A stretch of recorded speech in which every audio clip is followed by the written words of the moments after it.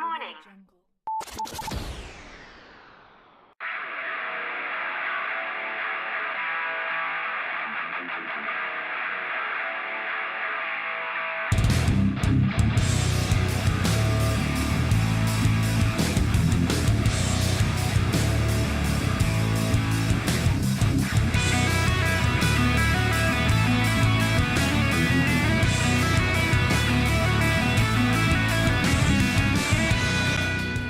What's going on, guys? Welcome back to Evil Intoxicated, episode number 57. Back in studio with me, of course, the infamous one, Ted Czech. What's going on, Ted? Hey, Eddie, how you doing, man? I'm doing good, man. It's been an exciting week in combat sports, but big thing that really dampened my mood was this passing of Jake LaMotta. The Raging Bull, yes, indeed. At 95 years old.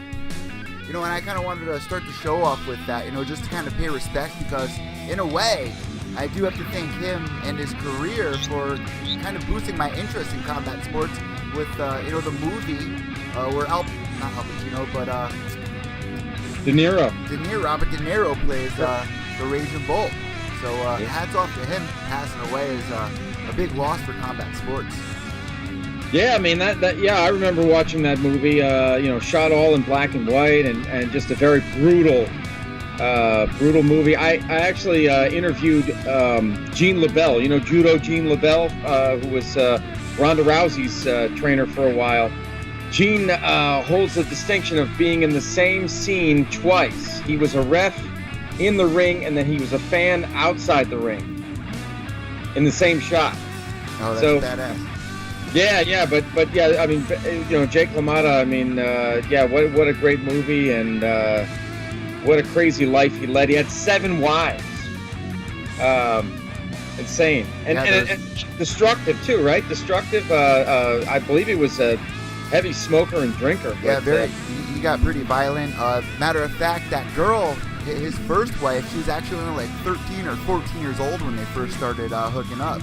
Oh God. Yeah. That's not good. But you know what? Besides that, I know you guys want to hear some good news, but more bad news this week that was making headlines, of course, was bye-bye Birdie, as Ted would say. Adelaide Bird. Yeah, the judge, the dissenting judge from the Canelo Triple G fight, just like crazy, 118 to 110. That's the way she scored it for Canelo. Did you watch that fight, Ted, or did you see, mostly about what people were saying about it? Actually, I've only seen highlights. I had not seen the entire fight all the way through, but it seemed like the consensus was, that people thought Triple G won the fight.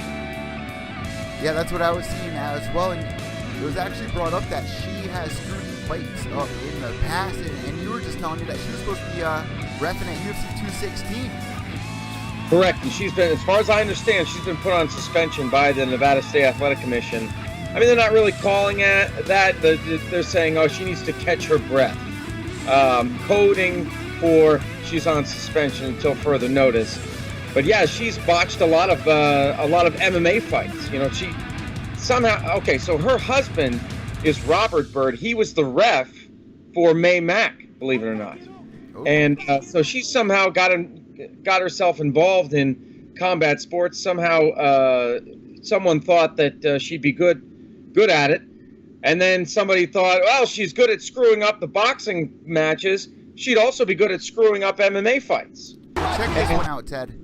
March 1st, 2003, Ward versus Salazar. Bird was the only judge to score in favor of Salazar. In 2004, Brewster versus Meehan, Bird was the only judge to score in favor of Meehan. In 2006, Ferguson versus Lopez, Bird was the only judge to score for Lopez. In 2008, Bernard Hopkins versus Joe Calazan for Ring Magazine light heavyweight title, Bird was the only judge to score in favor of Hopkins. This goes on twice in 2008, twice in 2009, again in 2011, 2012, and then we just saw it again here. I mean, this judge before, in the past, plenty of times have seen fights going differently than the other two, judges the night that she's in there. So, what do you do about a situation like this? I mean, you could suspend her, But in the long run, she's going to be returning. That doesn't mean she's fired. She's returning back to the sport. And in a professional fight, Ted, one loss can damage a boxer's career. No one cares about boxers with one loss. You got to be undefeated pretty much in the boxing world. Well, first of all, there's a rumor out there that she's on the take. You know, that she accepted money from Golden Boy or Oscar De La Hoya or whatever. That's a rumor. That's one thing. But, I mean, I guess the other thing is maybe she just needs to go back to the classroom. Maybe she's never been in a classroom setting, you know. I know that I believe – actually, I don't know. I believe that Big John McCarthy runs seminars. Him and Herb Dean. Right. Referee seminars and judging seminars. So that's probably what she needs. If it's corruption – then that's a whole different problem. And some people are saying, you know, I've been hearing this for years, this is nothing new, that boxing is very corrupt. And I'm not saying that that's my personal opinion, but that was a big night for them to really shine, Ted. I mean, you just had Mayweather McGregor go down, and there was a lot of people that had heightened interest to check out Canelo Alvarez versus Triple G. Like, this is going to be the real thing. You know, a lot of new eyes on it. I don't know what the numbers were. But, you know, boxing had a chance to really, you know, take a step up. Yep. Dana White was there. Dana White opted to go there rather than UFC in Pittsburgh, believe it or not. How about that? I'm sure he's regretting that for a number of reasons. I mean, I believe he called it disgusting, right? And I mean, and take a look at UFC Pittsburgh, a 6-fight main card, 5 finishes. Amazing. One of the best free cards of the year. I bet he's really kicking himself that he wasn't there live. You know. Yeah, we definitely got to talk about that. You want to jump into that right now because I know your boy Platinum Mike Perry was on that card, and unfortunately we didn't get to see him against you know, Thiago Alves. I had information inside of his gym that he wasn't going to be able to make the fight because of his plane. Well, Mike Perry, he was like, dude, I left a week early. Why didn't you? You know, but I guess you know, Thiago lost his dog, and you know that could really affect you going into a fight. So you know, no shade thrown on Thiago Alves, but, you know, Mike Perry went in there and did his thing. So the question is, Ted, what's next for Mike Perry? Oh, my God, everybody wants a piece of him. Well, first of all, he called out Robbie Lawler. I don't know if he's ready for Robbie Lawler yet. But then there's people that are calling him out. Emil Meck called him out. Who else? There were 2 guys on Twitter. Then Matt Brown's name was being thrown around, but of course Matt Brown has got one more fight and then he's retiring, he says. Yep, November 11th against Diego Sanchez. Yeah, I thought, well, the guy that fought also on the card, Kamaru Usman. That's your guy too. Right. Usman. Somebody said I kept calling him Usman. I Americanized it. I said, oh, we should call him Camaro, you know, like the car, right? If we really want to Americanize it, we'll call him Camaro Usman, or U.S.man. There we go. But anyway, Kamaru Usman, he's number 13 in the rankings. He won that night in devastating fashion. He's number 13. Mike Perry isn't even ranked. He hasn't cracked the top 15 yet. He's only 4-1 in the UFC, which is fairly good, but not good enough to crack the top 15 in the welterweight division. So I think Perry should take on Usman. I think that would be a great fight for him. I mean, they're all great fights. You know what I'm saying? Nigerian Nightmare. Yeah, man. Yeah, but I think that would be a war. You know, that's another one that will get people to tune in. But also, you know, there's not many outsiders that know who either of these 2 guys are. I think it's a perfect, you know, platform for them to really start making a bigger name for themselves. You know, if Usman gets a win over Mike Perry, I'd be like, holy shit, this guy's for real. But right off the bat, man, he needs to get into the top 15 first. Is Usman kind of a scary competition? But yet again, he's calling out Robbie Lawler. You got people like Carlos Condit in this division, Colby Covington, Ponzinibbio. What about that? I threw that idea out there. Ponzinibbio. Interesting. Yeah. All great fights, man. And speaking of Carlos Condit, he's actually said that he's going to be he's trying to return in December. So, you know, that might give it enough time if, you know, Mike Perry does want to try his luck with somebody like Carlos Condit, which I'd take Carlos in that fight, man. Oh, Carlos and Mike Perry? And Mike Perry. That would be a big jump up for him. And we just saw him fight my boy Alan Jouban. And we saw there was a difference there. You could tell that there's levels to this. Mike Perry has been growing since then, though. So the question's out there, man. Right. I mean, there's some people that are saying, "Hey, look, this guy, Mike Perry, he's not going to get very far." Like people are he's got a big following, but people are saying that he's limited in what he can do. And I don't know. I don't know that we've seen everything that Mike Perry can do. And like you, I would have rather have seen him against a tougher opponent like Thiago Alves. But hey, a win's a win. Let's see what he can do the next time around, So also on this card, Ted, what stood out to you? Oh, UFC Pittsburgh. Yeah. Hold on. I'll let me call it up here because there was some definite fight. I mean, the fight of the night was those two guys. Hold on, I can't remember the names now. Hold on one little second, Eddie. You kind of threw me a curveball. I didn't know we were going to talk about this. Well, of course, Rockhold versus Branch. The return of Luke Rockhold. Just real quick here. Gillespie versus Gonzalez. Those guys. That I think was the first round was absolutely amazing. What a war those guys put on. So that was a good one. What else? Of course, Usman versus Moraes, and Lombard versus Smith. Like I said, I mean 5 finishes out of 6 fights. Oh, and Ledet versus Anyanwu. Ledet gets the award for the worst haircut ever. Yeah, the mullet cut. What's up with that? It looks like Amanda Nunes' older brother or something. Yeah, it's like a skullet, because his hairline is like way back here, and then he shaves it, and then he's got the mullet. So I think they call that a skullet. And Uriah Hall, man, getting that win. He was on a 4-fight losing streak, I'm pretty sure. 3 or 4-fight losing streak. He was able to get an amazing comeback win over Jotko. Right. I mean, if he didn't get that, had he lost, he probably would have been looking at a pink slip. So he really, his career, or at least in the UFC, was on the line there. So he delivered for sure. Another guy that's been on the decline that was also on this card, and we kind of see a new era come in with Anthony Lionheart Smith. Lombard, man, what's going on with our boy Lombard? He's now on a 4-fight losing streak, I think.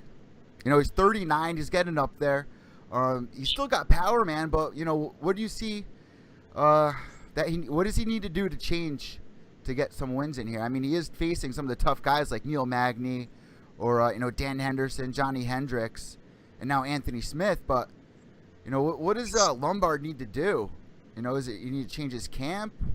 What's going on here? Is the UFC going to let him go? What do you see in the future of Lombard? That's a very good question. I mean, yeah, you're right. Lombard getting up in age, and Smith not a guy that I would. I mean, he was kind of off my radar. So he's an up and comer, right? I mean, I've interviewed him before. Yeah, he's an up and comer. Never really fought any big names though. He's not a proven commodity by any means. He's an up and comer, and I don't know. I gotta wonder about Lombard. I mean, I'm not, you and I both, we don't talk about retirement with any fighters, but sometimes a change in camp is good. But he's been at ATT so long that I don't see him switching, right? I don't. They're very loyal over there. Yeah, so I don't see him switching. I don't know. I don't know what the issue is. I mean, I remember. When I'm going back a ways, Bellator, he was a scary dude, absolutely scary dude. But, ever since and maybe it's just going, and he's been in the UFC for a long time, but our buddy Henry Ford he posted a couple of little emojis there, some needles and some pills. Oh, nice. And meaning USADA has stepped in. We've seen a lot of fighters now not the same as they were pre-USADA. Right.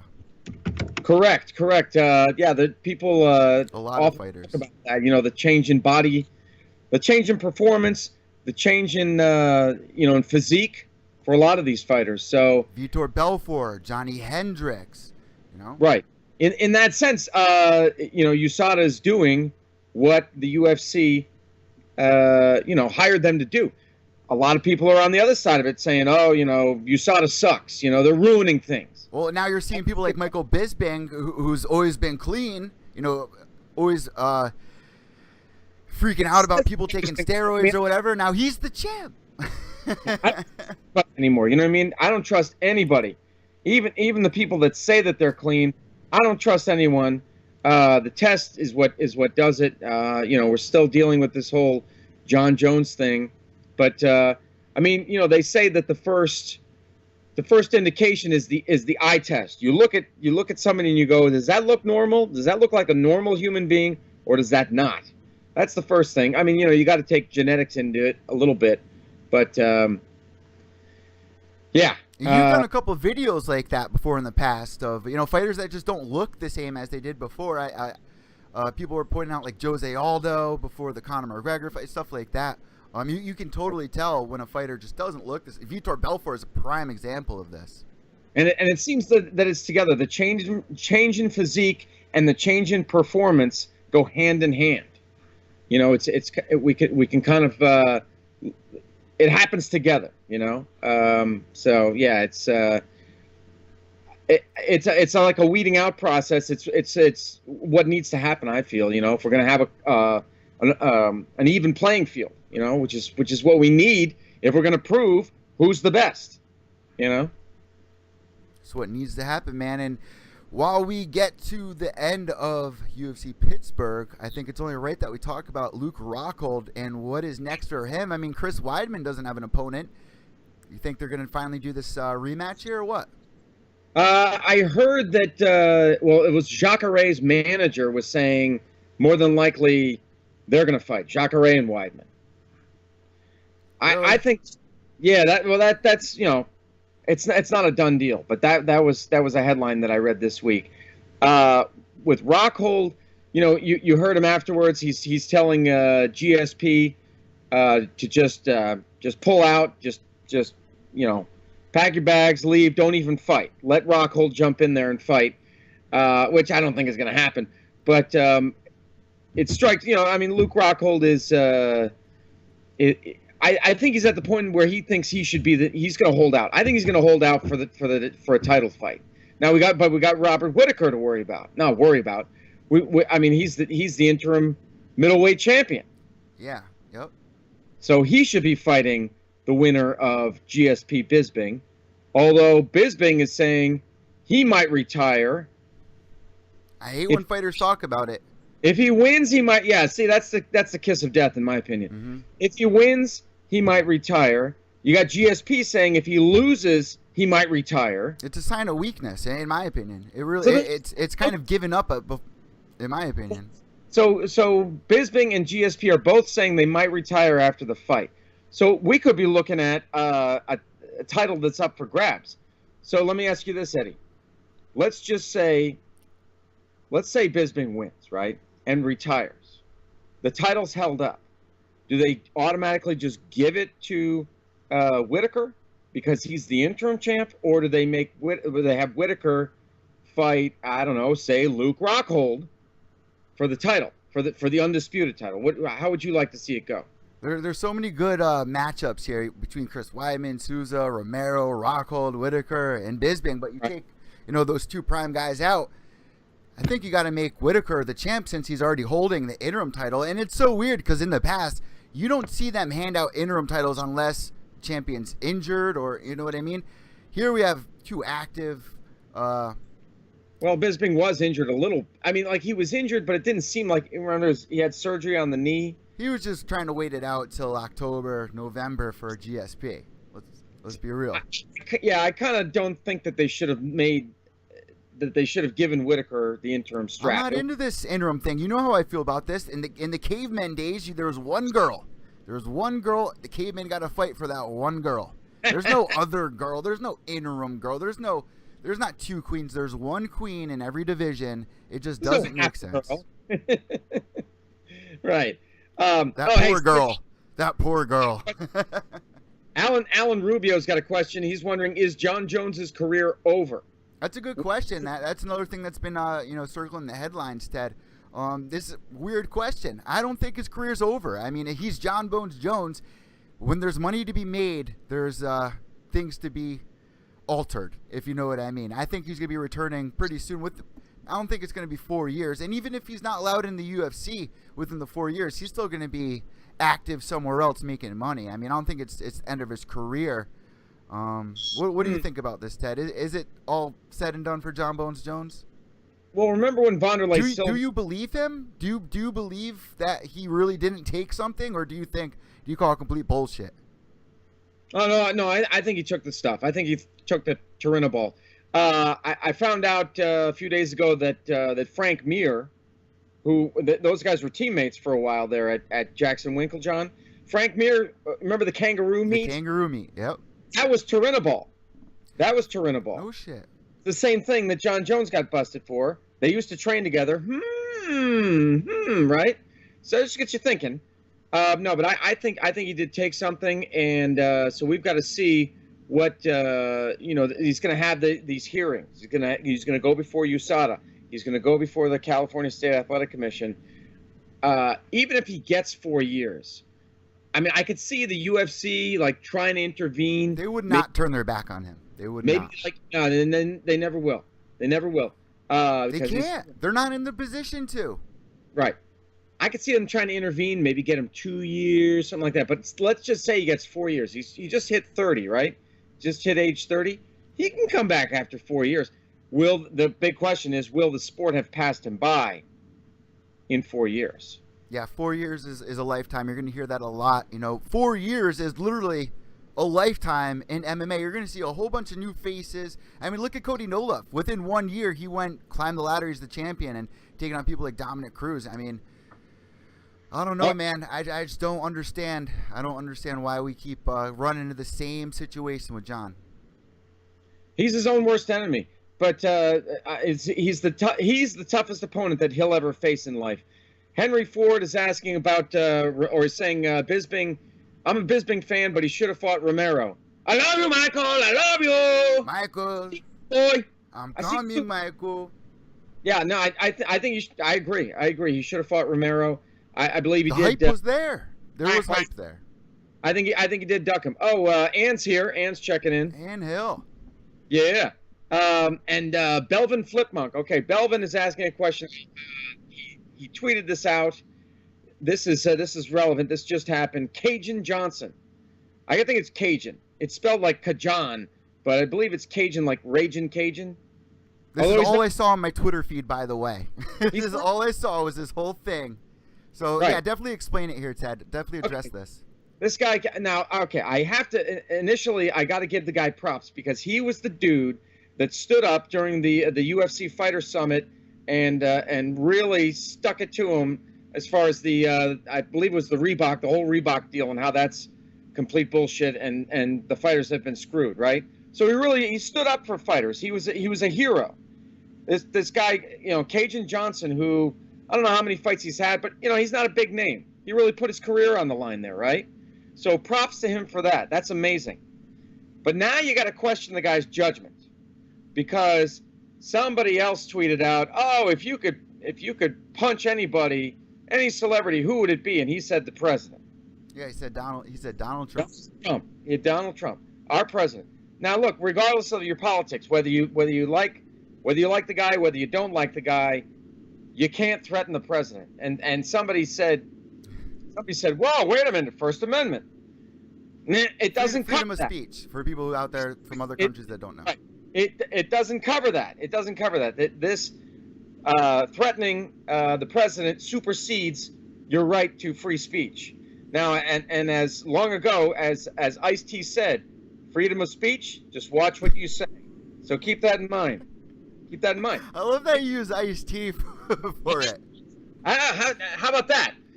No, seriously though, you can't do that. You can't just run. I mean, other people who have done that, they got to knock on the door. Secret Service, ding, ding, ding. We're calling you, Secret Service. We need to speak with you. We need to interview you. I mean, come on. Politics is a bad place, whether at the bar, whether at church, whether you're doing a podcast. It's a scary subject to talk about. And you were just saying, this man, he's got balls. He doesn't care to put it out there. I got to say, it is freedom of speech. I don't think he meant like to threaten the president. He probably wasn't thinking too deeply into it. But I could see why people would be offended about that, especially in 2017 with everything going on. I had people like Uncle Ranash tweeting me and him tweeting me today. It was just crazy, man. People getting blocked. I don't like getting into politics. I never get into politics you were blocking for this reason. You were blocking people. No, I wasn't blocking anybody. No. I went in there and I was saying, Secret Service probably doesn't really care, and that he could speak his mind, especially on Twitter. He's not really threatening anybody. But Tyron Woodley is lucky, because I think Tyron Woodley said it, but that was when Trump was a candidate. What did he say? Didn't Tyron Woodley say he was going to punch him too? See, this is fighters, guys. You should not bring up politics in sports. It's a bad idea. Oh yeah. Okay. So here's the other thing. Yeah, he is Canadian, right? He's Canadian. So first, I don't know why he cares about the president. He's Canadian. He should worry about the Prime Minister of Canada, who is not regarded very highly. First of all, and second of all, he calls himself Cajun, but I thought you got to be from Louisiana to be Cajun. I don't know. I thought isn't that right? But he spells it Cajun, Kajan, not Cajun. That's Cajun. Well, he works in a cage. True, he does. That is correct. It's Cajun all day. I don't know. I don't know what the deal is. It's all very confusing.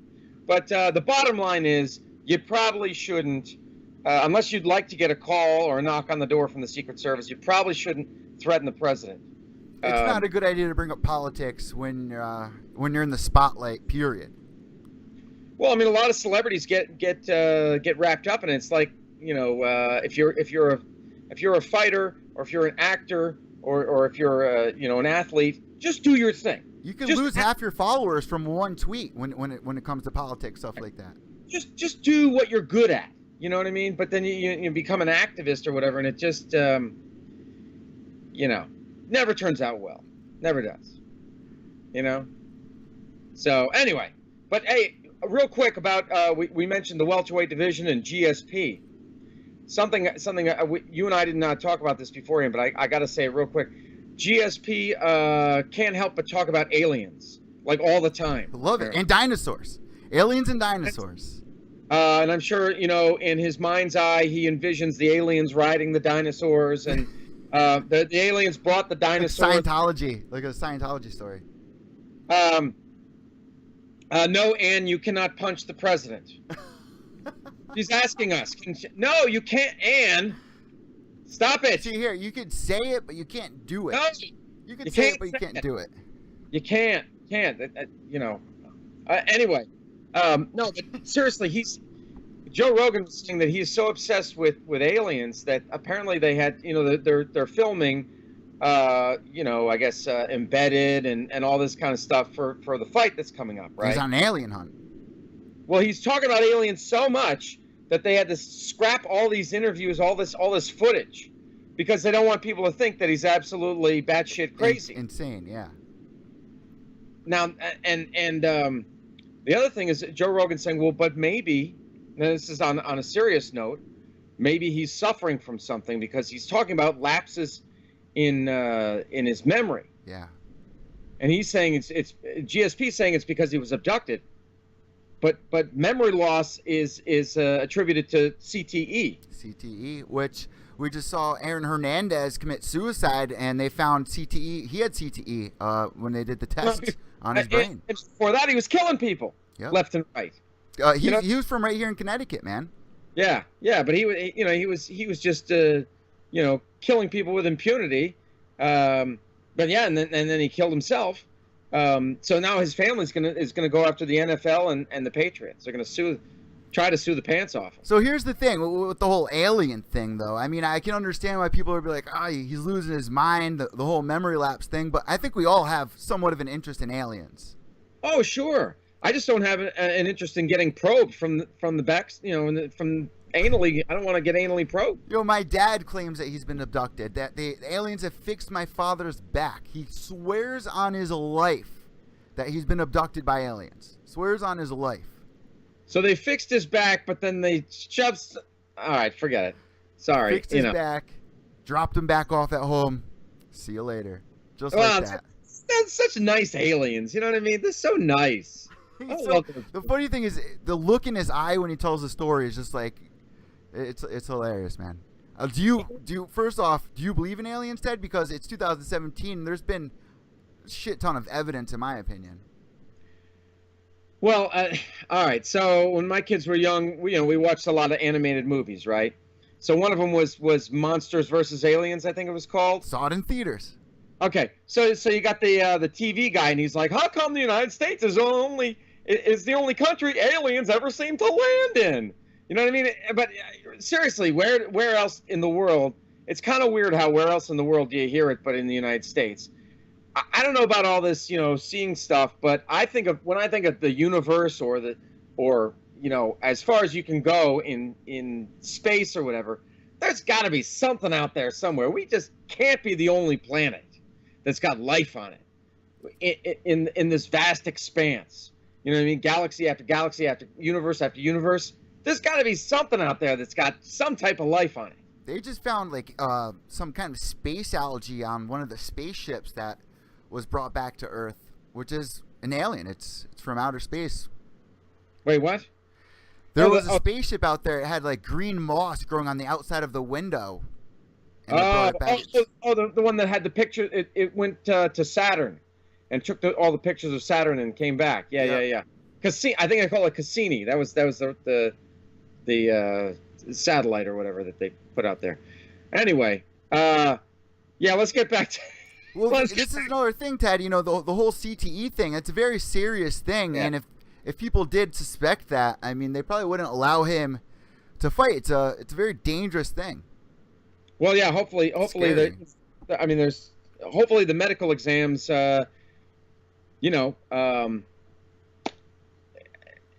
Hopefully he gets a battery of medical exams and he's cleared or not. I mean, if there is something there, hopefully they detect it. The only other thing that Joe Rogan said was that you look at, I guess it's GSP's last 3 fights.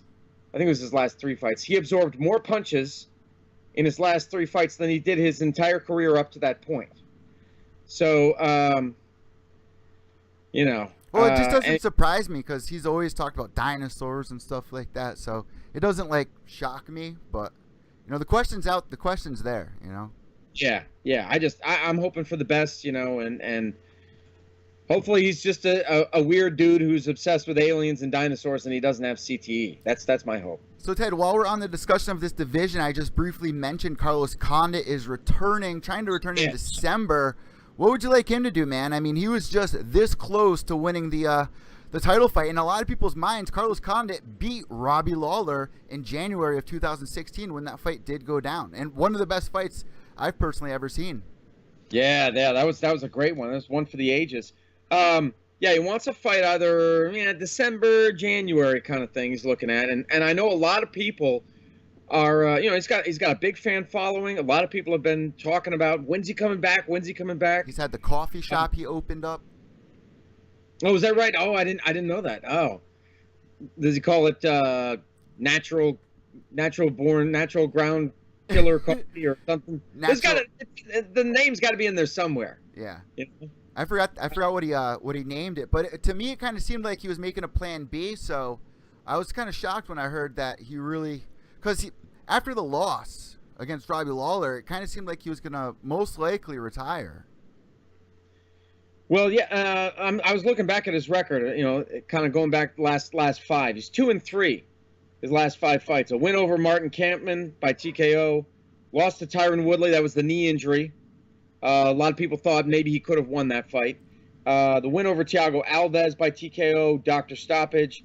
The loss to Robbie Lawler by split decision, and then the loss to Damian Maia by rear naked choke in August of 2016. So he's been out for more than a year, and I'm not sure why. I guess do we know why?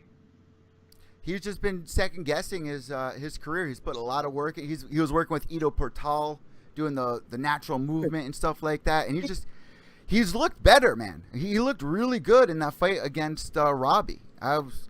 I really thought that he'd be a little more active, but it just doesn't seem like the inspiration's there anymore. Well, yeah, that's. I mean, if your heart's not in it, like, I mean, look at Miesha Tate. She quit right in the middle of her last fight. Yeah, literally in the middle. She told Brian Caraway. Yeah, if your heart's not in it, then it's hard to continue, I would think. But and you mentioned Plan B. All fighters should have a Plan B. All fighters should be working on other things. I mean, we see a lot. My dog is barking upstairs. I gotta. Hold on, I'll just finish this thought. Fighters are getting into broadcasting and various other ventures. That's a great thing for them to do. I mean, they need to be thinking about that, because sometimes their careers are cut short. I mean, a fighting career is short as it is. I'll be right back. All right, Eddie? Well, here's the thing, guys. I know it's frustrating, but at the same time, he's fighting elite fighters. I mean, I understand you fight Damian Maia, you get submitted in the first round as quick as that went down. It's frustrating, but these are elite guys. He's still one of the best fighters in this division. So, I really hope that it's not the end of it. This division is dying right now between Matt Brown announcing his retirement. Damian Maia probably getting towards the end there. It's just, what do you do? Nate Diaz not wanting to fight. He's been out since Conor. Donald Cowboy Cerrone. I mean, this division is getting old. I mean, you got newcomers like Colby Covington coming up, Ponzinibbio, Neil Magny, you got Gunnar Nelson, Usman, Mike Perry.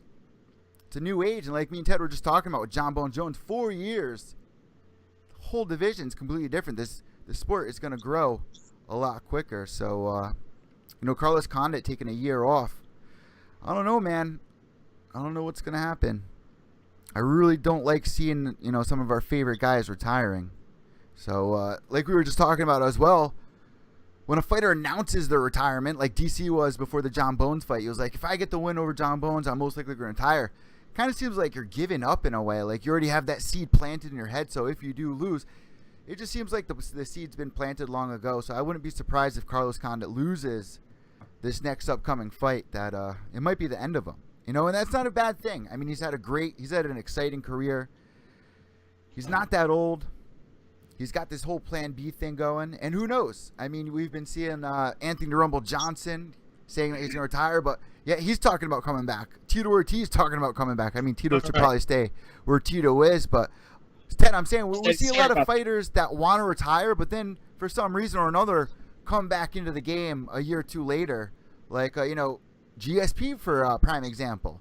So maybe Carlos Condit just needed a little time away. Maybe that's why, he took a year off to try to get that spark again. Like I was talking about with Ronda Rousey taking a step away in the WWE, trying to get that inspiration back, that kid love towards combat sports.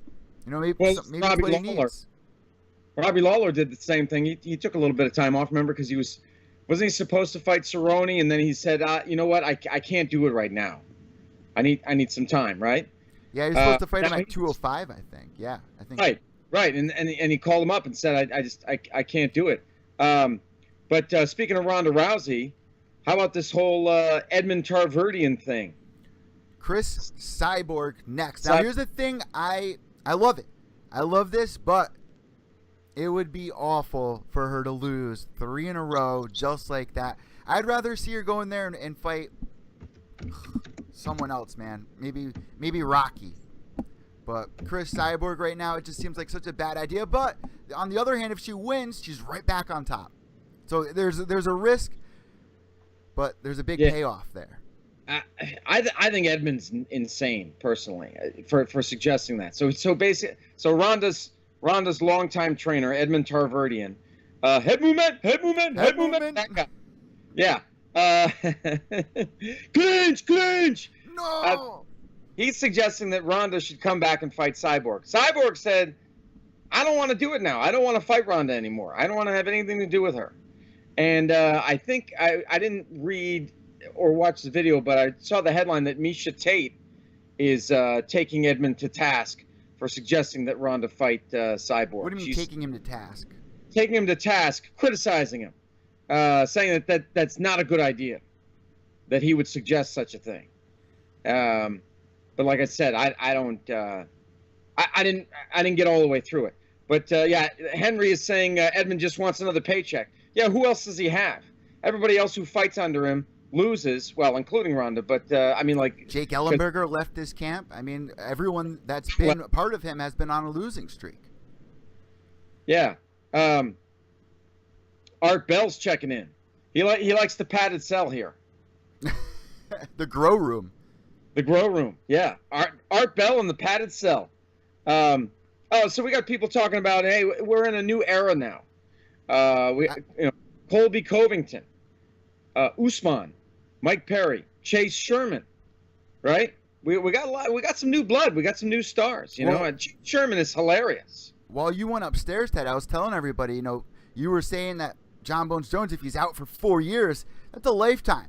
Carlos Condit, he's out for a year. Now you see all these new faces in that in that division coming up, and that's what they're bringing up here. Chase, big with the social media. This is things that fighters are learning now to get on top. I mean, Chase isn't even ranked, I don't think, but yet you have so many people following him because he's on social media doing his thing. He goes in there, puts on one amazing performance, and you got a whole new fan load on you. It's definitely a new era. I got to agree. Who's this guy that's going to fight Cerrone? Darren Till. Yeah, I'm not too into that fight, man. What's that? I'm not too into that fight. I don't understand why Cowboy really took that fight. Yeah. But I mean, he's making waves. He's saying Cerrone's Muay Thai is like amateurish or whatever. Which is crazy to say. If he can back up the talk, then you know what I mean. That's going to put him on the map.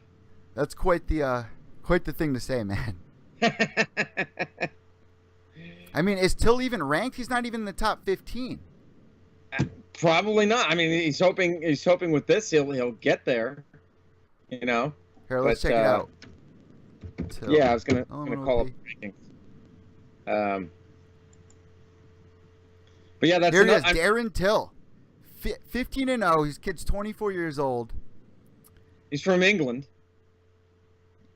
He's got a couple fight win streak. Oliveira.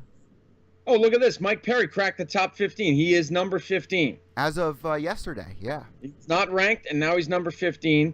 Usman is up 1 to number 12. Magny's down 1 to number 10. You got Gunnar Nelson at number 11. Dong Hyun Kim at 13. Oliveira at 14. Ponzinibbio. People were talking about Perry fighting Ponzinibbio.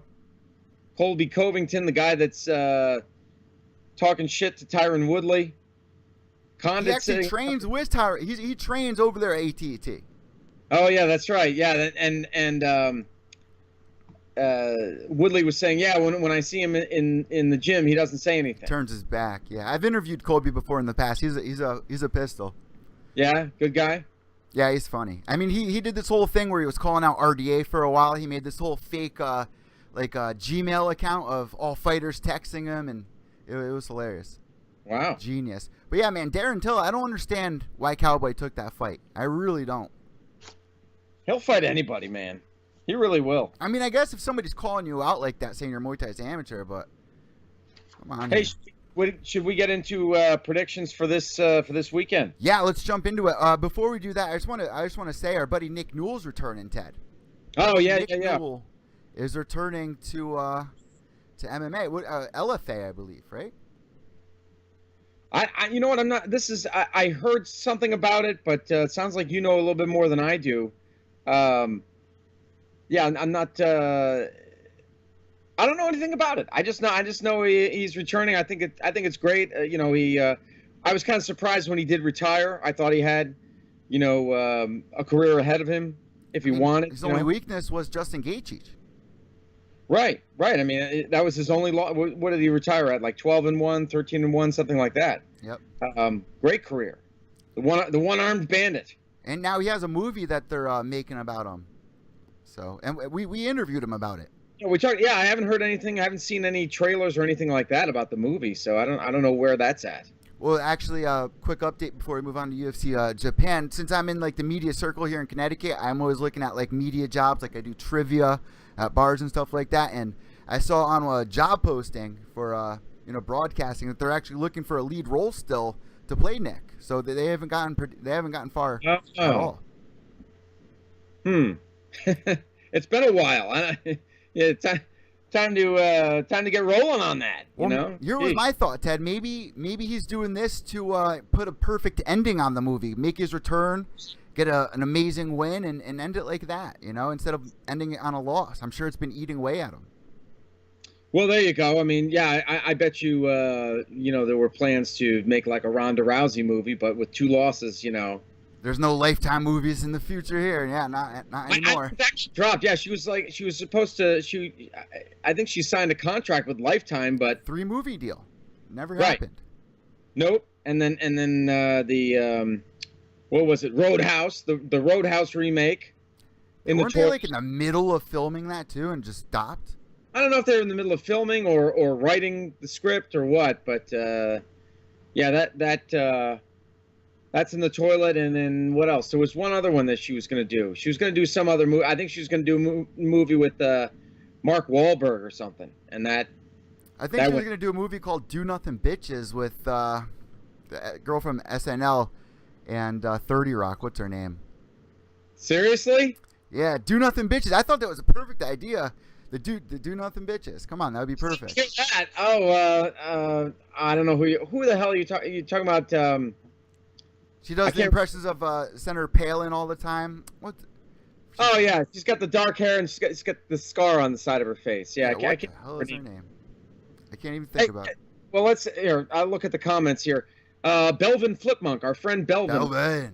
I think that's a great handle. I don't know what it means, but it's a great handle. Belvin Flipmunk.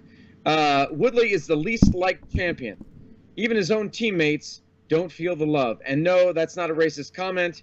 Anderson and Kimbo Slice are 2 of the most popular ever. And he's making a good point there. Yeah, I mean, Woodley decided that he was going to go the whole race card route and just everything, pretty much everything that comes out of his mouth, or at least used to. I kind of have... He seems to have kind of stayed away from it. Everybody's racist, that kind of thing. Kevin Lee has kind of taken over that role now, but because he saw that it kind of worked for him. But Smokey Rockwell saying Amy Poehler. It's not Amy Poehler. Not Amy Poehler. Tina Fey. Tina Fey. That's her name. Tina Fey. Yeah, they're friends and everything. Yeah, so close. That was close. Belvin saying Rousey's confrontation with the four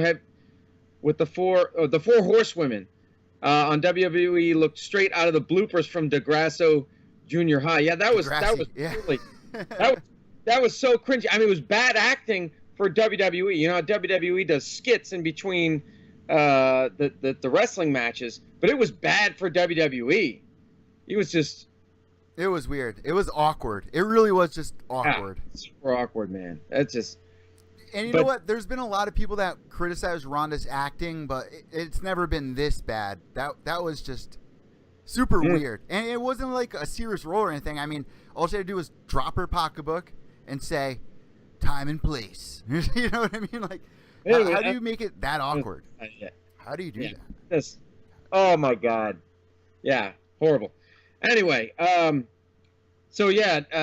see. Yeah, let's jump into UFC Japan here. All right, because we got OSP versus Yushin Okami. When we got OSP, Ted, he was on a huge rise. What was it, 2015? He had so many people on his bandwagon, and then he went on like a 3-fight losing streak. Yep. I mean, ever since that Glover Teixeira fight, it's just been burp. But he was able to come back with, his last win. Okay, so are you talking about? Oh, I'm sorry, you're talking about OSP. I'm talking about OSP. I mean, he's still new to the fight game. He was doing great for a while, and then he just kind of fell off. I mean, we can't really judge him about the John Bones things. Of course, John's one of the best, but he's still ranked number 6. I just don't understand why he's that high. Okami has a huge chance here to jump the ranks. Okami's never fought at 205. I mean, this is crazy to me. First of all, Okami was out of the UFC, right? Yep. Wasn't he out? Yep. He's fought at welterweight. He's fought Since at middleweight. 2013, I think. Yeah, he's fought at welterweight and he's fought at middleweight. but he has never fought at 205. But I just saw a picture of the two of them, and he looks nearly as big. Oh, he's like over 6 feet tall. Right, he's about 6'2". He's about 6'2". OSP is 6'2", 6'3". You know, and Okami looked almost as big as OSP. So, because at first I was like, this is going to be a huge difference, but I forgot that Okami was so tall. It's on short notice too, as well. We need to mention that. And originally it was supposed to be against Shogun Hua. So how the hell did Okami make 170? It's like Anthony Rumble Johnson making 170. The dude fights at did. He fought at heavyweight and he fought at 205 once he got things straight. Is it catch weight or did he actually make weight? Rumble? No, Okami. They had the weigh-ins. Yeah. They're gonna have the weigh-ins. Is it gonna be catch weight or? No. It's a light heavyweight bout, I believe. But I'm talking about how unbelievable it is that the dude used to make 170. And the same thing with Rumble Johnson. Remember, Johnson used to nearly kill himself to get to 170. He used to balloon up to 230 or so in between fights. And Rumble used to make 170. The weight cutting business is really getting out of hand. Anne's got a question real quick. All right, shoot. She wants to know what we think of the new Tough season. She thinks it's good. The women bring it always. Amazing, Ted. We were talking about this a couple of weeks ago. I'm back on board, man. And I've been a huge advocate for the UFC, obviously, with trying to really promote it because I enjoy going on and tweeting with everybody or talking about it. But seriously, I really am enjoying this season. There's a lot of familiar faces that we've known from Invicta and stuff like that. But it just seems like there's actually something exciting there with this new weight division opening up. Like, who's going to be the first champion?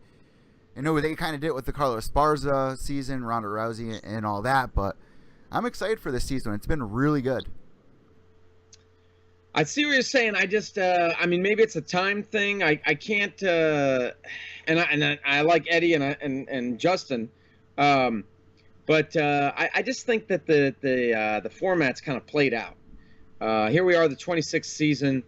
I think they should focus. I think the UFC should focus more on the Dana White Tuesday night fights with Dana White or whatever they call that. I agree. That should be the replacement. See, because I think Fox Sports 1 has maybe about 1 week left to negotiate with the UFC to renegotiate or to negotiate a new contract, and after that it's open season. I don't imagine that ESPN is going to jump into this, but what about Showtime and et cetera, right? So if whoever they go with, whatever carrier they go with, that should be the thing that should replace the Ultimate Fighter in my opinion is the Dana White fight series. But I just can't get into it with the women, not because of female fighters, because I watch female fighters as much as men, or whenever I don't change it or flip it off when they're fighting. I forget that they're women anyway. It's just I watch a good fight no matter what. But I think the UFC should focus on they have a Cyborg who's a champion of what division? I mean, like, there's no division. Her own division, no one else in it. So why don't you focus on that, right, rather than trying to start another division? I think they're kind of spreading themselves too thin. So I can't do it. I don't know. I was surprised that they didn't do Cyborg as a coach or something like that. And but I do got to say, it has been a really good season. At the same time, it's been getting the worst ratings I'm glad you ever. That. Right. So maybe the ratings are an indication that, hey, something is broken and needs to be fixed. Ted, really quick, you just brought up ESPN, and I really do think UFC should sign back on with UFC on Fox. I really think FS1's a good spot for them. It kind of makes it more mainstream in a way, because you got football, baseball on there, and then you got the UFC, But at the same time, they announce a lot of their breaking news on ESPN. Isn't that a little weird? Like UFC 200, they announced on ESPN. Was it there? Or I thought they Brock did that. Lesnar interview for ESPN. Mark Hunt was in the back. I thought that was also. I thought they broke that during a UFC event. No, I'm saying Brock Lesnar's opponent They had Brock Lesnar go on to announce he was going to be fighting Mark Khan. That's what I meant. That was Ariel Helwani broke it, but they were going to break it. 199, yeah. Of UFC broadcast, and they got pissed off at him because he broke it on MMA fighting. I'm sorry, I thought that's what you meant. Yeah, no, yeah. Ariel did do that UFC 199 and kind of screwed it all up. But yeah, UFC announced it on ESPN, so it's kind of weird that they have that that weird balance there. Wouldn't Fox be like a rival of ESPN? Sure, but they're how do I say this? ESPN probably gets better ratings. They're the kings of sports. Yeah, they're the sports. They're the worldwide leader, right? So yeah, UFC is just utilizing as many platforms as it sees fit. And that's the only thing I can come up with. Super Lit Games is asking, do I think that a third fight with Conor and Nate should happen? Absolutely. I think that's the next fight that Conor should fight. He's got the 155 title. He has said that he would either like to fight Khabib Nurmagomedov in Russia, or he wants Nate. I think it's Kavanaugh wants Nate. John Kavanaugh says Conor should fight Nate, and the stipulation is Conor's got the 155 belt. Nate needs to come to 155. It's not a stretch. I mean, first of all, Conor needs to defend that belt. Second of all, Nate fought most of his career at 155. He's fought a little bit at 170, but most of it has been at 155. Am I right? Well, without a doubt, he needs to fight at 155 for the belt because Conor is going to kill two birds with one stone. I brought this up before. He's going to get the title defense and the rubber match against Nate. Yep. Two birds, one stone. It needs to happen. I was hoping it was going to happen in like December. There's Nate right there. Oh yeah, Kavanaugh says not going to happen this year. And if you follow Conor on Instagram, and actually I've been the past few days he hasn't posted anything. But last thing I saw was the wealthy belly.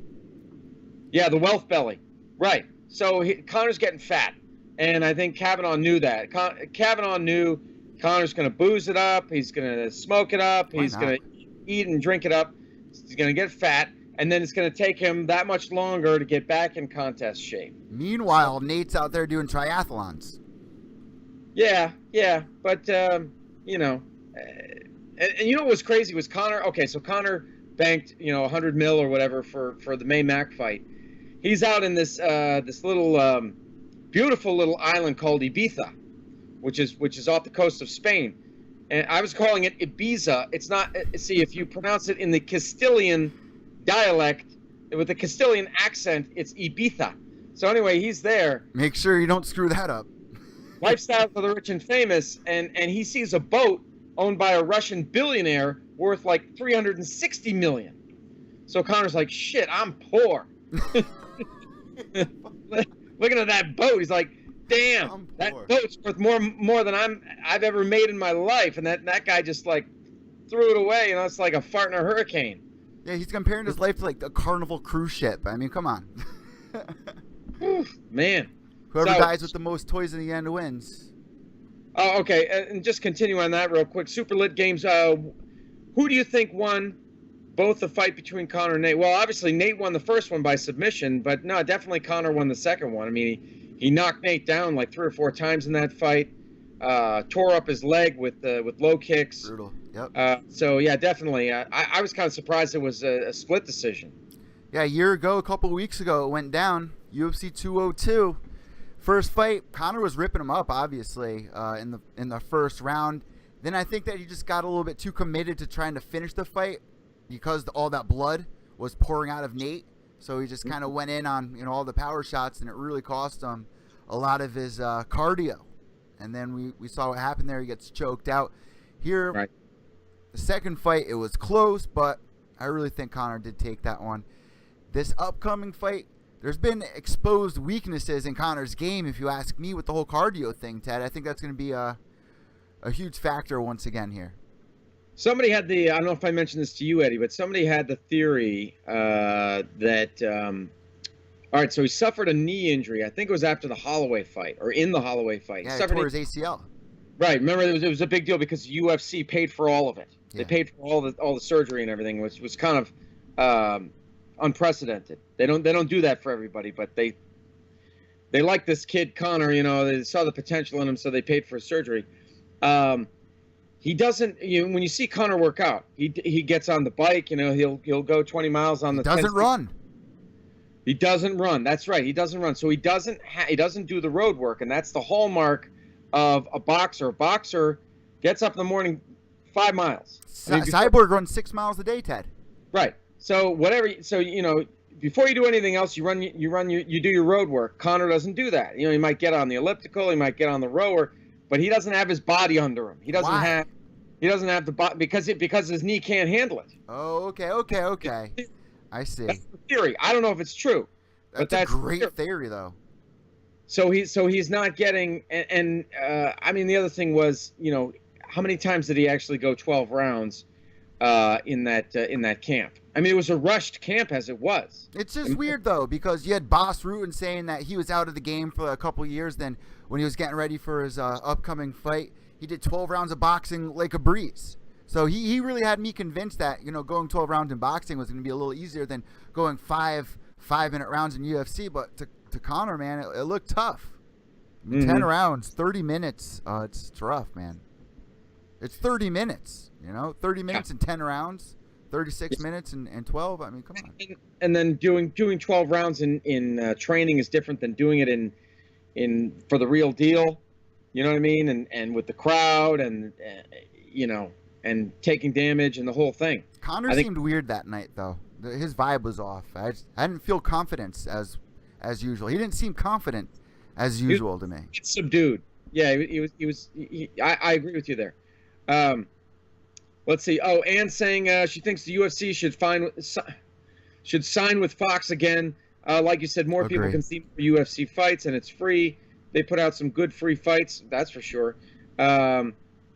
Gets more fans. So yeah, I mean, they'll sign with somebody. I think they have a good thing going with Fox, but I guess they just need to hammer out the details of it. Well, here's the issue with a lot of the other big channels out there like Access TV. So many people do not have Access TV. A lot of fights happen on Access TV between lion fights and what have you.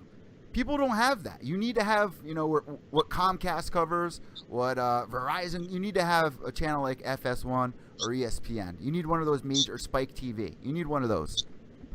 Right. Well, I mean, yeah, Access got rid of the show with what was it, MMA? I can't remember the name of the show now. It was Boss Rutan and Kenny Rice. Yeah. Remember they had the weekly show? Yeah, you were on that show, Ted. They had you on that show. I don't remember the name of it. They featured one of my videos. But they got rid of that show, and I think it's Mark Cuban, the owner. It seems like he's run into trouble with certain cable providers. Like he can't seal the deal because I can't get it. I've got Comcast. I can't get access to Access. The Fight Network. Robin Black. They got rid of his show. Fights are on there. Can't watch that on Comcast. Well, that's a Canadian. But even so, with the way that the world has opened up, how come that's not anywhere? I don't know, man. So Ted. Go ahead. UFC Japan this weekend. Claudia Gadelha going there against Jessica Andrade. Right. Every single person that I have asked about this fight, immediately going for Claudia. See, Claudia's ranked number 1. Jessica, I was doing a little research. Jessica ranked number 4. They both lost to Joanna. They're both. I'm actually surprised that this fight is happening because they're both Brazilians, and Brazilians don't like to fight each other. They really don't. They have such a love of country and such a love of each other. They don't like to fight each other. But I'm actually glad that they are fighting because it needs to happen. I'm just surprised that they didn't put the fight on in Brazil because it would be huge. I like Andrade at this weight class, man. I think she can do some damage against Claudia. Yeah, I do. I don't know who to take, but I would guess that the winner will probably get the winner of Joanna versus Rose because that's going down UFC 217. I got Rose winning that fight, man. I got Rose beating Joanna. Yeah. Yeah. Oh, man. Calling it now. Champ. It's the time. Oh, hey, they're asking. Okay, so Super Lit Games is asking us our predictions. Let's kind of deviate here. Prediction on Kevin Lee versus Tony Ferguson. I'm going with Tony Ferguson, man. I still think Kevin Lee's got a little more growing to do. I mean, he really jumped up in the past couple of months here, like out of nowhere, really. And he's lost before in the past. You know, he's still a young kid. He's 22 years old. Tony Ferguson is an absolute monster. He's got a different kind of game style. He's very unpredictable. His footwork is amazing. I don't know, but Kevin Lee is also very well-rounded. He showed us that he's got the ground game as well. He submitted a black belt in Michael Cizé. I mean, come on. Very impressive fight. No, that was a good win. I mean, yeah, a lot of Lee where he's at right now. I mean, he's kind of, although he'll tell you no, he is following Conor's blueprint. Yeah. You know, he's doing a lot with his mouth, and he's backing it up. You know, the whole brash thing, and now he put out a photo of, hey, look at my house, look at my cars. My response was, it's a rental. And most of them are. I mean, a lot of the rappers and stuff, all those chains, they all rent that stuff. Yeah. I'm thinking that house isn't even, he's got like 5 roomies, and he gets the top bunk. Now, I think he actually said he bought his mom a house. He bought his mom a house first, and then in a recent interview that he did, I forgot where. You mean a single wide trailer, right? I don't know, but I'm just throwing it out there, just relaying the information. Okay, so the fight, yeah. Here's the thing with Kevin Lee. If you get him right on the button, he sits down. Mm-hmm. So his chin is suspect, in other words. Well, look at the fight with Lando Venata. He dropped Tony a couple times in that fight. Another kid came out of nowhere. Yeah, that's true. Remember That's true. that? Yeah, no, I do. But yeah, I'm going with Ferguson on this one. I think he is. I mean, I think he's got the. Lee might have the wrestling. He might have him in the wrestling department, but I think Ferguson has him in striking and submissions. I do. 100% agree. And he's just I think, you know, we've got Lee who's on the rise, but he's not quite at that level yet. That like you were saying, he's not quite at the level that Ferguson's at. Hasn't faced quite the competition, and his chin appears to be made out of glass. You know, he's got the championship mindset, though, which is a good sign of things to come. But setting somebody up with somebody like Tony Ferguson could be a step in the wrong direction. You know, I mean, and look, I'm not counting him out. I think it's going to be a tough fight. I don't think Ferguson's going to put him away quickly. I think it's going to be a tough, competitive fight. It's no Habib Ferguson, though. It's not like that. Right. So but I think it's going to be competitive. But Uncle Hank's pappy, Tony is a wild animal. Yes, he is. So yeah, he's got that fierceness. He's got the, you know, and but Kevin Lee also sees himself as an animal. Doesn't he have he has, I think he has this lion. We said something about a lion and a tiger, so I guess he sees himself as a liger. Tiger, I love it. Which is pretty much Shocks, Pegs, Lucky, Napoleon Dynamite. Love it. Yeah, liger. It's pretty much my favorite animal. Anyway, so yeah, then we on this just to close out UFC Japan, you got Takanori Gomi. Just about to bring that up. All the Japanese stars, you know, the Fireball Kid versus Dong Hyun Kim. Great Gokhan fight. Saki, the guy from he's the Turkish Tyson, kickboxer. You know, just an amazing kickboxer. I can't wait for this one, man. This is the one that I'm most excited for. Teruto Ishihara, that's the guy that the UFC said loves his bitches. You can't say bitches anymore. And then a guy named Mizuto Hirota, who I heard missed weight by like 4 or 5 pounds and nearly collapsed. He's going up against my boy Boston Strong Rosa. Oh, it's Rosa. Okay. Cool. So that looks like a great card there, and that's actually tomorrow night. Yeah, weigh-ins were today. Right, tomorrow night on FXX, 10 p.m. You know, because Japan's about, what, like a day ahead of us or something? Not quite. Yeah, 10 p.m. / 7 p.m. It's 7 p.m. Pacific time. Nope. Yeah, Pacific, 10 p.m. Eastern. Ha! Lockdown defense says, what up, big shit stack? That's the best line of the night. What's up with these two chicks that are on this card, Ted? I'm not too familiar with them, but Well, both of them got a pretty serious record. I love when the Japanese girls step in there, man. oh, are you? They got a on lot the, to prove. The Japanese chicks have a lot to prove.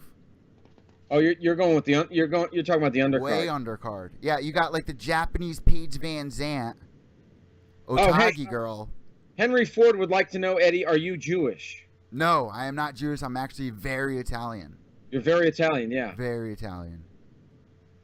I am not Jewish. Not that there's anything wrong with that, as Seinfeld would say. It looks like both these girls are actually their debut. I'm interested about this. Or no, the other girl fought J.J. Aldrich, which I actually remember she did very good in that fight. Very People interesting. were waiting for her to return. I totally forgot about this chick.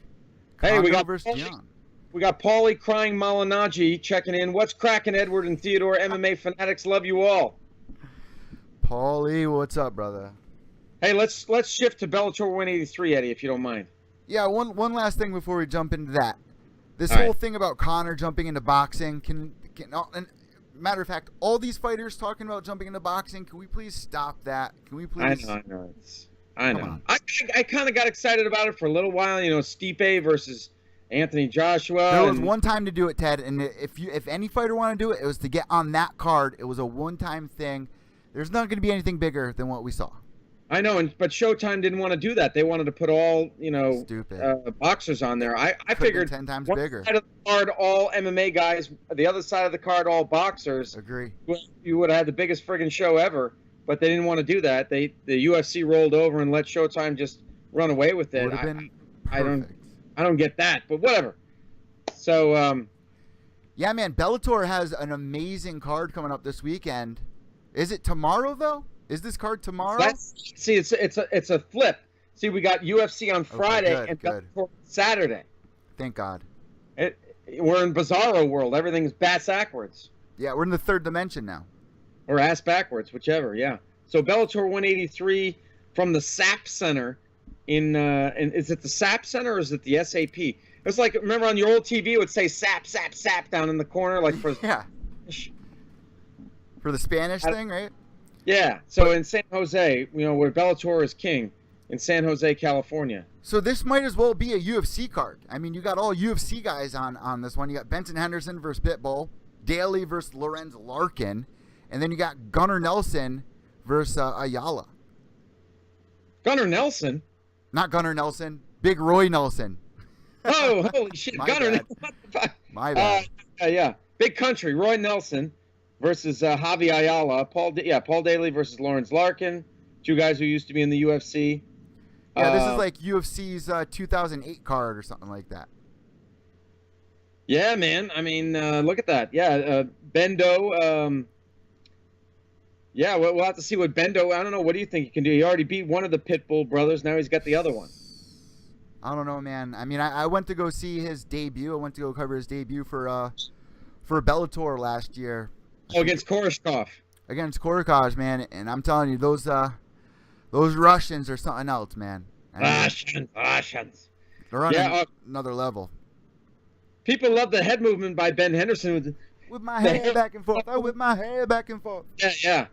Of course, he still got hit a lot. Oh, That's so a good Paul, way to get caught, though. You can go, boom. We've seen that happen before with people doing that. run down the card. Paulie, let's go from top to bottom. Paulie is asking who's fighting. So go ahead, Eddie. Well, we got Benson Henderson versus Pitbull at the top. Then we got Daly versus Larkin. Now, that's an exciting fight because both these guys are trying to get to the title. I mean, Lorenz Larkin just lost to Lima, and it wasn't that bad of a fight, but Paul Daly, he's coming off a loss himself. So this is an interesting matchup. I think Paul Daly is going to take this one. And then, well, first, Ted, what do you think about that fight? Lorenz Larkin versus Paul Daly.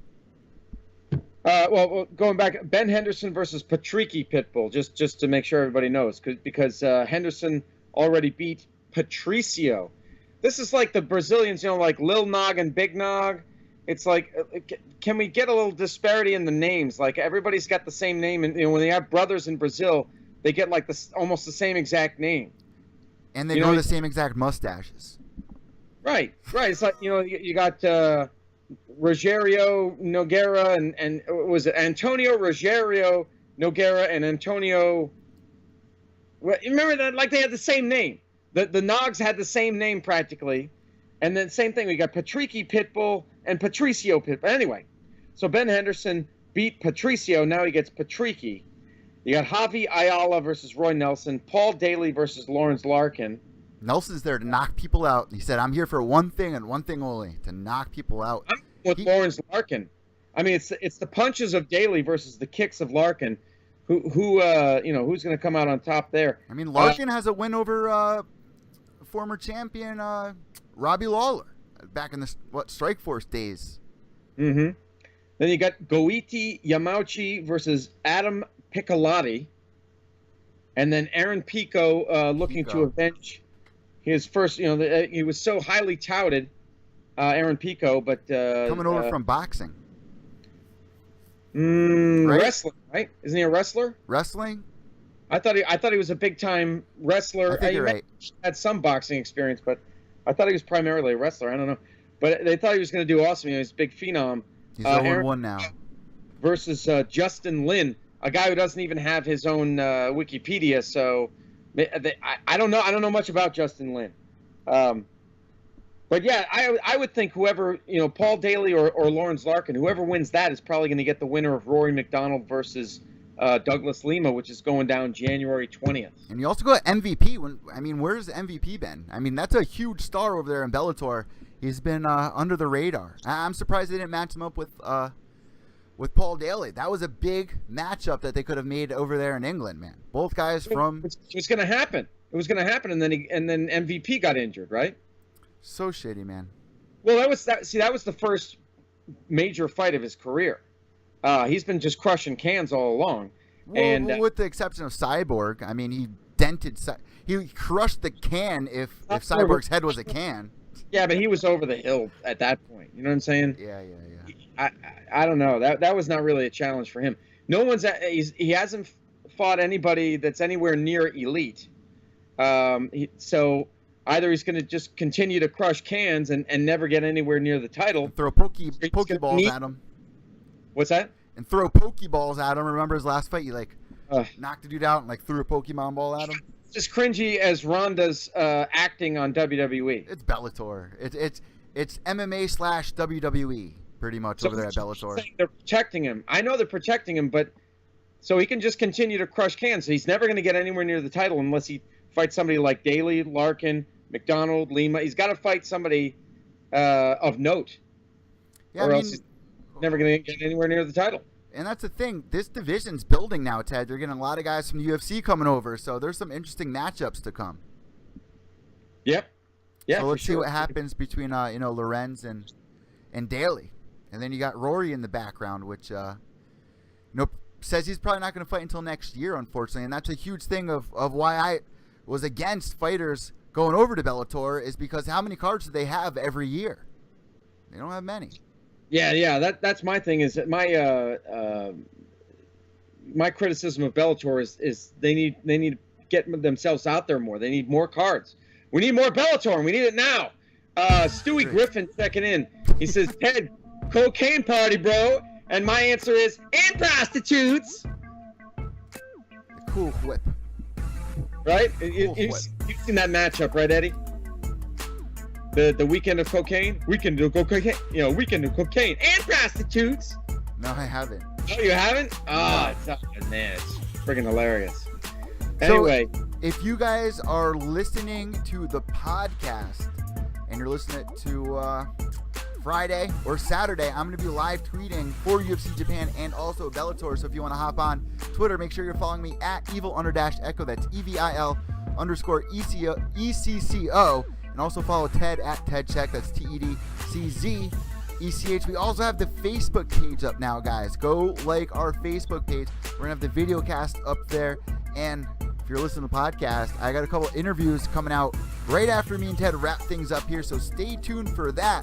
I'm going to be speaking to the UFC cartoon guy, Mojahed Fudailat.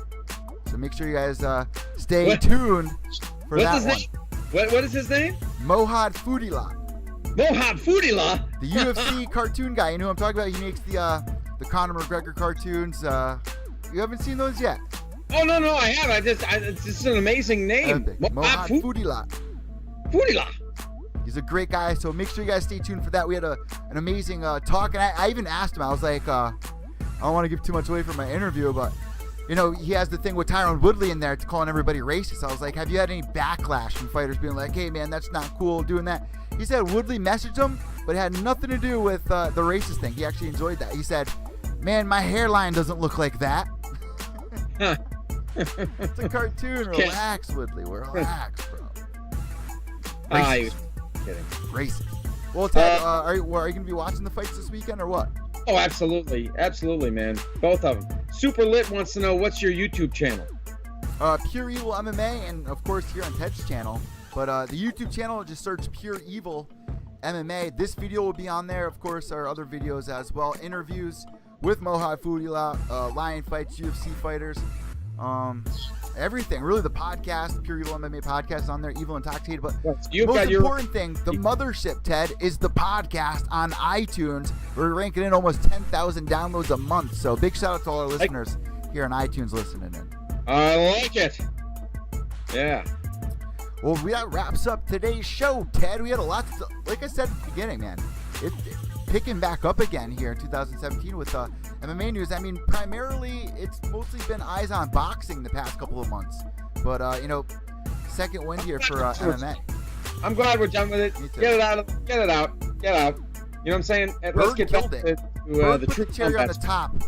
We're going to shove that into the back of the freezer again. Yep. Let's get back to the true combat sport. That's right. Great. Make sure you guys subscribe here on Ted's channel and also follow us on Pure Evil MMA on iTunes.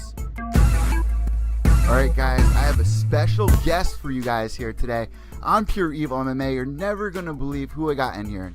I've interviewed so many superstars, so many MMA fighters before in the past, but I'm really excited about this one today. We got the cartoon guy, Mojahed Fudailat.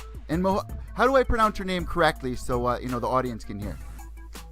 Hi, for you and for your audience, you can pronounce my name as Mojahed, Mojahed, Mojahed. But you can call me Moj. So I gotta say, man, the first time I saw one of your videos was right after Ronda Rousey lost, and you had Edmund Taverdian, you know, no, freaking out, man.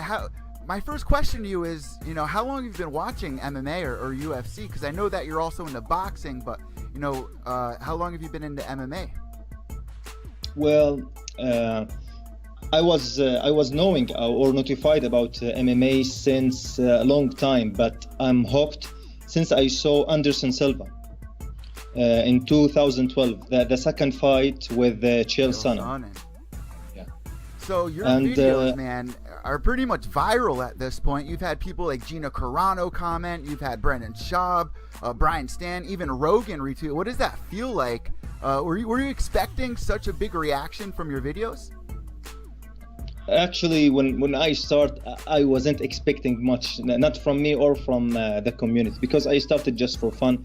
The first video I did was for UFC 206 for Max Holloway versus Anthony Pettis, and it was a huge. Then for the fly champ, AG,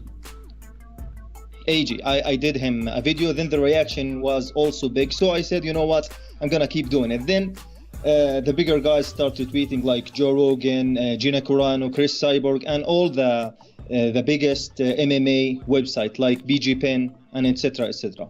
It feels good. It feels good.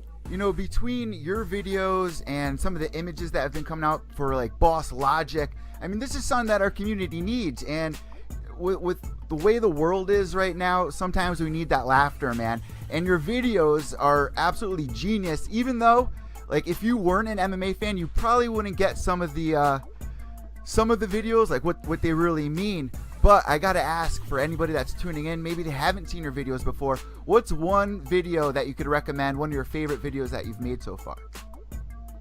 One favorite video, let me check in just so quick. Look at my thumbnails of my videos. Well, I love all of them, but depend. If you're a fan of something so much comedy, you can check the last week videos. The one that started from the beef between Paulo Menelaji and Conor McGregor. If you just love into effects and more timing, you're gonna fall in love with that video, No Love, that I made for Cody versus TJ Dillashaw. That was too long, and the effects and the pyramids and the environment was so cool. I love it so much. So even like the little things in your videos that I've been catching, like on Brandon Schaub's shirt, the I disagree shirt, like stuff like that. It definitely makes me crack up. So this must mean that you follow and listen to all the podcasts, like Joe Rogan Experience, Brandon Schaub. Is that true? Are you a big fan of their shows? Yeah, exactly. That's what's happened. Since I hooked to the MMA, it was like a recommended video on my YouTube about Anderson Silva. So I start watching more fight. Then I just hooked to the commentator. I love the way that he explained, especially for me that never heard of jiu-jitsu. I was knowing what's going on the feet, but once it hit the ground, it was boring for me. So he was keep explaining, if he catch him, this is Kimura, he's escaping, he's trying to catch his back. So I like it. So I started Google it. What is the name of the UFC commentator? And it was Joe Rogan. So I type it on YouTube and I found podcast. So I start listening to his podcast. It was more education. So sometimes he has like the fight companion and other guests also like me, not educated about MMA, and he start explaining more, and he starts speaking about there was a good fight in the early 2000s, and I go back to YouTube and I watch that. So maybe inside a year or 6 months, I was completed and educated in MMA. Even I watch it all the great past fights. So have you ever heard of Tommy Toehold before in the past? Yes, he's a great cartoonist, and our path crossed. We introduced to each other in email, and I told him, and he told me we're both open to work together one time. You know, because the way that he started, I mean, he absolutely blew up. And it all came from one day just somebody showing Dana White one of his YouTube videos, and Dana loved it, and Dana puts him on FS1. You know, have you had any other stars reach out to you a little upset as, you know, what your cartoons say? Like, for instance, Tyron Woodley, you know, calling everybody racist, stuff like that, which I crack up about. I love it. And you got to have a sense of humor towards it. But have you had any negative reactions to your videos? From the start, from the stars that in my videos, no one has a negative, like please remove this, please don't use my image, or no, everyone loved it. Even Tyron Woodley, he contacted me, and he thinks it's super funny, and he was angry about his hairline, because he told me that he did not have a hairline like LeBron James. And for me, I didn't understand what is a hairline like LeBron James. So I Googled it and I found it. So I said, you know what? I texted him back and I said, okay, next appearance, I will fix this problem. But I forgot and I kept it. Another thing that's so impressive, and I got to ask how you do this, are the voiceovers. Like, you pretty much nail a lot of this. How much work goes into, you know, finding those clips from other podcasts, you know, like Brendan Schaub saying, like, I disagree, or these freaking Gucci boots. I mean, how much time goes into each one of these videos? How long does that take? Actually, when I started like 9 months or 10 months ago, I was already lifted the animation for 3-4 years. So the process was too slow. I started doing animation. It was the single animation, like 1 minute to 30 seconds, was taken from me like 15 days. Then it start going small, 10 days, 5 days. Now I am able to make an animation every single day. But the challenge now, as you said, is picking the audio and writing the story. But because I have a good memory, I can watch podcast and I can remember which episode that guy said this and which episode said this. And the beautiful thing about there's some YouTube channels that rip a few parts of the episode, like funniest moment, like Joe Rogan on Habib, Brandon Cast, beef with Nate Diaz, just 5 minutes, 7 minutes. So it's much easier for me than going back and watch the whole episode. Tonight, I'm gonna I'm gonna publish a new animation. It's gonna be so good for Robin Black.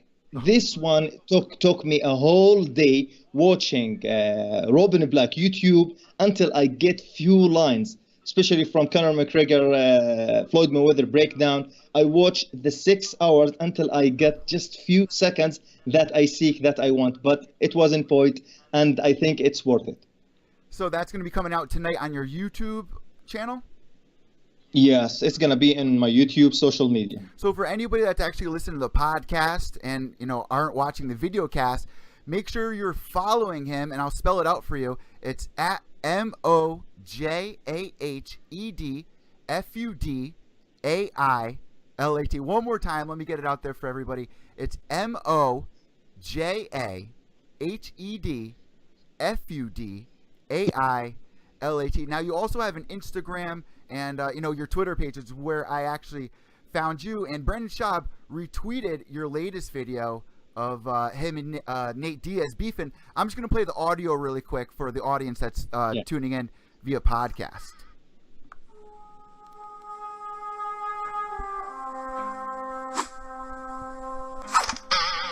Dude, I'm proud of you, man. Whoa, what are you doing right now? Everyone knows I'm a kind of dick rider. My man, you didn't punch back for over a minute while he's beating the shit out of you. I'm sorry. You gave the referee no choice. You can't edit this video. Hey, man, let's give Connor some credit. Jesus Christ, man. I'm in skinny jeans and Gucci boots, for God's sake. What is going on right now? Fuck you. How about that? Hello, Notorious Irish Whiskey. That's right. Sit quiet, you little bitch. Stockton, motherfucker! Stockton! Absolutely classic, man. So my next question for you is, how much reaction did you see during the Mayweather-McGregor? Because you released quite a few videos on there, which are absolutely genius, between Paulie Malignaggi busting in on Dana White, the video that we were just showing. And my personal favorite was Mayweather-McGregor, the Form Voltron video, which I got a big kick out of. Out of those videos, which ones had the most reaction, and did you see a boost in reaction during Mayweather-McGregor? Well, depend. If you count reaction as the video views, it will be number 50 when the TMT Voltron. It was, but as a reaction, like people contacting me and writing comment and reposting, I think it's the Brendan Schaub one and the one that Joe Rogan reposted. Joe Rogan actually reposted my work 3 times, and Joey Diaz also. That one was big. Both guy was on the lake watching Daniel Cormier eating his burger. Have you seen that? Yeah, of course. Yeah, that one went viral.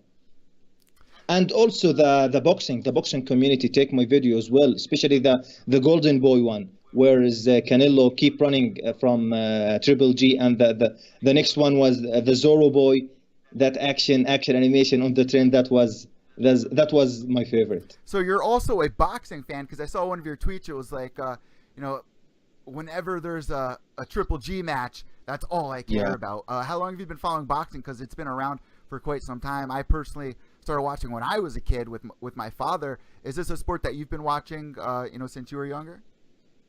Yeah, I used to watch a few boxing clips because it's not available here in the Middle East. I think there's only one network called BN Sport that take it exclusively. And sometimes I watch, sometimes I just watch the replay or the highlight on the internet. So I watch a few boxing, but you know what? I think boxing just got more views after MMA blow up. Like me, after watching MMA, I get back also to boxing. Now I'm pro boxing, pro MMA, and unfortunately for football and basketball and tennis, I stopped watching these, because once you compare the feelings, the enthusiasm that you take from MMA or real fight like boxing and MMA, you can't go back to watch football, basketball, or respect also. I got to agree, man, and this is something I got to give you kudos for. There's nothing better. There's no live sport out there that is better than MMA. There really isn't. Combat sports has you at the edge of your seats. It feels like the Super Bowl every time you're watching a fight. Anything can happen. Even if you don't know who the fighters are, you could see one of the best fights of your entire life. And it comes down to everybody in this world is going through their own thing. We need a little getaway, and we enjoy our sports. And that's another thing that you do is the videos. I mean, it's just awesome, man. Just the feeling that you get from MMA. It's literally saved my life. And then to see your videos, Tommy's videos, it's just awesome. So my next question for you as we get towards the end of this interview is, what's a day in the life for you? I mean, how do you come up with these ideas for the videos? Because it's really creative. Well, since I turned like a full-time freelancer, I start working from home. I used to work like in companies, but I work full-time from home. I start working in motion graphic, but since I hooked to MMA, I start doing this animation for the MMA community. So if I got no job, no work, no projects now between my hand, I start looking in the news, start watching, reading and watching YouTube podcasts. If there's a big news story, like I feel like I can make a fingerprint in it, like making it as a funny animation, I put it out there. But if was there nothing like important or you can say like trending, I just pass it. So one of my other questions to you is, how do you get these images? I mean, the faces look just like the fighter. How do you transition that into your computer? I mean, even the small details down to Mayweather's bodyguards you had down for the Voltron thing. I was cracking up to that. How do you, mesh that over into animation and have it look so spot on? It's really complicated, because anyone familiar with 3D art, 3D animation will know that this work is no joke, because there's a modeling involved modeling and texturing and rigging and animating and voiceover and rendering. It's take a whole process. But once you pro and you have like 7-10 years experience behind you, it will become so easy. The same thing when you see a jiu-jitsu practitioner. You look at him and you see how many sweep, how many transition. You see how exactly our human being can do this. The same thing for me. I start doing these animation, or I'm involved in the 3D animation since 10 years, and it became so easy. About the faces, sometimes I found like a very hard time to find a real front face, front image for the character that I want to design, because sometimes you're gonna find lighting from the right, lighting from the left. It will ruin the image. So sometimes I found it in Google, and sometimes I rip it off from YouTube. There's good high resolution interviews for these guys where I can take images from the left, from the right, and I can make my model as much as close to those images. And if you follow my work from the past, you're gonna see the difference. Every animation, there's a big gap, big leap towards more high quality. They literally look spot on, man, and I really appreciate everything that you do, because I get a huge kick out of this. So many stars are loving this, and if you haven't seen his work yet, guys, you have to go check it out. Go subscribe to his YouTube channel, follow him on Twitter and Instagram. So my last question to you, of course, you just told us about the Robin Black video, which I cannot wait. You said that's going to be coming out today, but how many videos do you release a week, or how many videos is there going to be like a certain day that you get down? Like, I'm going to be releasing a video every Friday. What are some of the ideas moving forward that people can expect from you? Mostly on the news. Once you see something hot in the news, you must know for sure that inside 2 days, 3 days is going to be there an animation. But if it's cold out there, I don't think that there's going to be an animation soon. But because before and after the May Mac, there was so many materials out there that I can change and convert it to animation. So when you're sitting there watching a fight, is the next episode on your mind, like trying to think of little ideas? Like, how do you come up with these ideas? Is it during the fight? Is it constantly on your mind? You come up with ideas like driving in the car? I mean, give us a little inside of, how do you come up with these ideas? Honestly, sometimes I don't control it. Almost like a kid. I just watching a news, reading something. And I just say, yeah, that's fine. And I go just trying to make myself a breakfast or a meal to eat. And suddenly the animation start kicking in my head. And I say, oh my God, this is really good. And I go to my computer and I write the story and I try to suppress it until I make it as 1 minute, because I love my animation to be short where people can share it and view it as much as they can. So sometimes I don't put one effort to make these stories. Sometimes they kick in without my control. Sometimes I'm just listening to music and the music motivate you and activate something in your brain to start create something from your own. Once I find like I have difficulties to write a story, I pass, I move on, because I know it's not gonna feel real. It's not gonna comes like natural. So I pass. I just wait this animation to kick in naturally. So this is my last question, and I promise this is my last question. I'm so happy that you came on, because I'm literally obsessed with your videos, as of, Gina Carano as well, Brendan Schaub, Joe Rogan. But I asked you this question at the beginning. I got to ask you it again. What's another one of your favorite videos that you've created, other than the one that you've already shared at the beginning of the interview? What's another one that people can go check out? Also the negotiation that happened between Floyd and Conor McGregor. Have you seen that? Yes, of course. And I retweeted them all on my personal Twitter as well. Yeah. The negotiation went viral after the Mac Life reposted, and I'm sure that Conor McGregor are watching these, and I saw that he's liking some of my videos and other posts. I saw him like this video has been liked by Mac Life, has been liked by Conor McGregor. So, and I think if I'm sure he reposted one of my work in his Instagram, the first one I have done for him. Again, when that actress said MMA is not an art. Meryl Streep, yeah. Yes, that one he posted in his Instagram, and it take maybe 1,500,000 views. Wow. Just in his Instagram. This is my last question. I just keep getting questions coming to my head. When are we going to see the movie? When are we going to see an actual, maybe a 10-minute animated movie? Do you have plans to do something like that coming? Well, people ask me so much for this. They wish if my animation were a little bit longer. They wish if I have a short movie like 20 to 10 minutes. I keep it in mind. Maybe in the future, once we have, and I think a movie like this, I think it's gonna be a teamwork. Not everything on me. I can control the animation, few tips in the story, but maybe I need a writer. I need someone take care of the music, so I can take care 100% of my craft, which is 3D animation and the 3D creation of the movie. You know what you need, man? You need to get some sponsors, and I'm surprised you don't have any sponsors yet.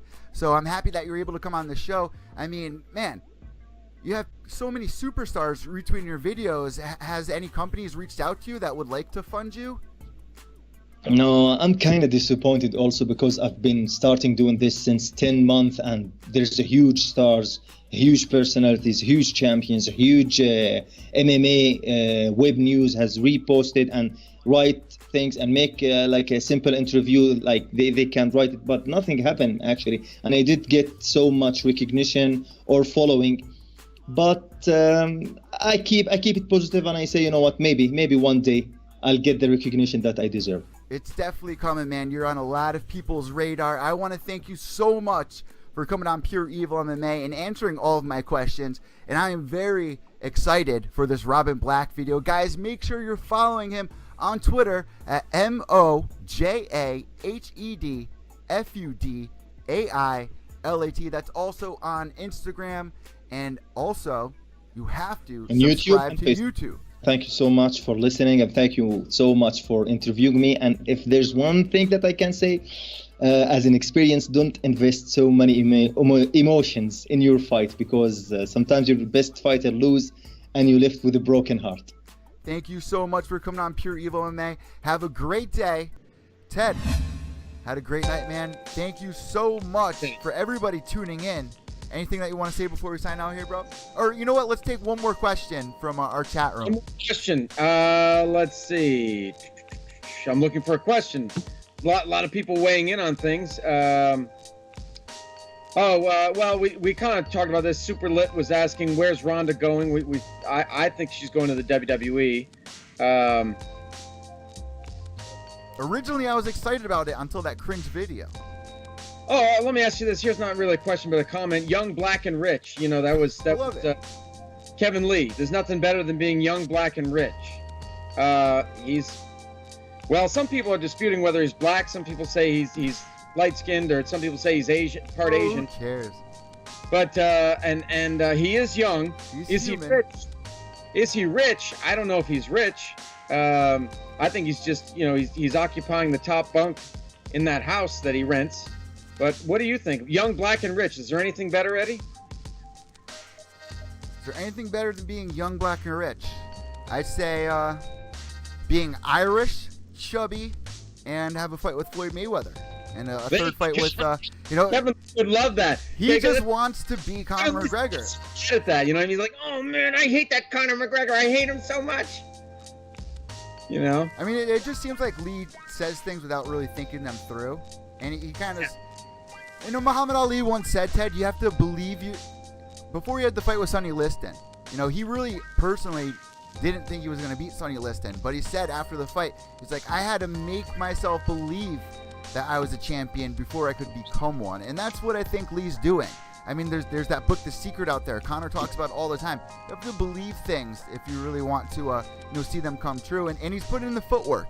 And that's the prime thing that's going to get him the young, black, and rich, So he's on the right path, man. It might rub people the wrong way, but we're going to wait and see if he gets this win over Tony Ferguson. I mean, he gets another notch on the belt up there with stardom.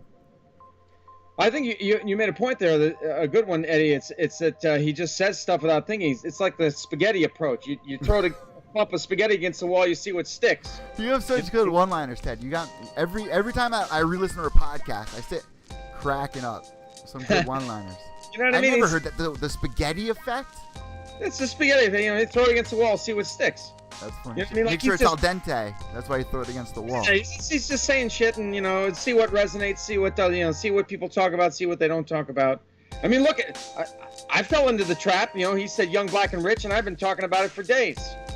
Any publicity, whether it's good or bad, is publicity. So right. You're getting people to talk, and it's going to get people's attention because we all love living vicariously. So. Well, anyway, yeah, so I think we're good, Eddie. Wraps it up for episode number 58 of Evil Intoxicated. Thank you guys so much for tuning in. I'm Evil Eddie from Pure Evil MMA. That's Ted Czech. We're out.